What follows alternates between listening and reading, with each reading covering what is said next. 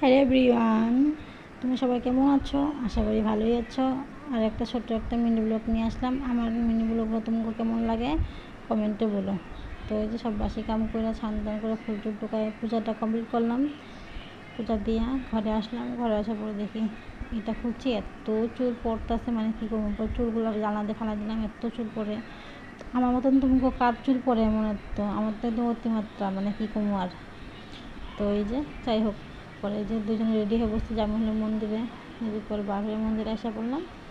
আসার পরে হলো এখানে যা কিছু নিতে লাগে নিয়ে নিলাম। নেওয়ার পরে যে প্রদীপগুলা জ্বালাই নিলাম, কেননা ভিতরে প্রদীপ জ্বালাতে দেয় না, বাইরের থেকে প্রদীপ ধূপকাঠি জ্বালা নিতে লাগে। তো প্রদীপটা জ্বালাই নেওয়ার পরে ভিতরে ঢুকলাম।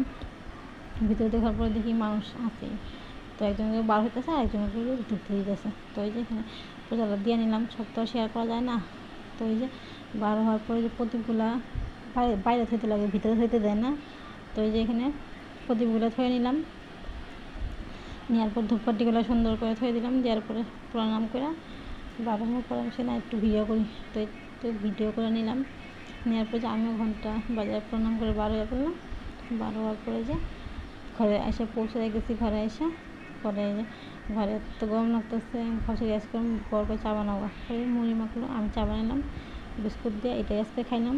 তো দুপুরে রান্না বাড়া এখানে আলু আর কোয়াশ কাটছি, আর এখানে কচু শাক কাটা নিয়ে ধুয়ে দিলাম।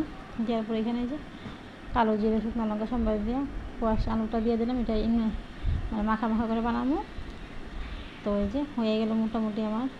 তারপরে দিয়ে কচু শাক সিদ্ধ করছি। এখানে মিষ্টিটা ভাজি হয়ে গেছে, কচু শাকটা নামাই নিলাম।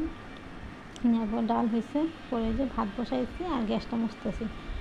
তো মানে কী কম, ওইটা আমার বদ অভ্যাস ধরতে গেলে।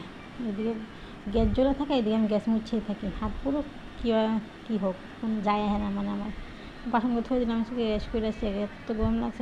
সবাইকে দেখা হচ্ছে নেক্সট কোনো ভিডিওতে।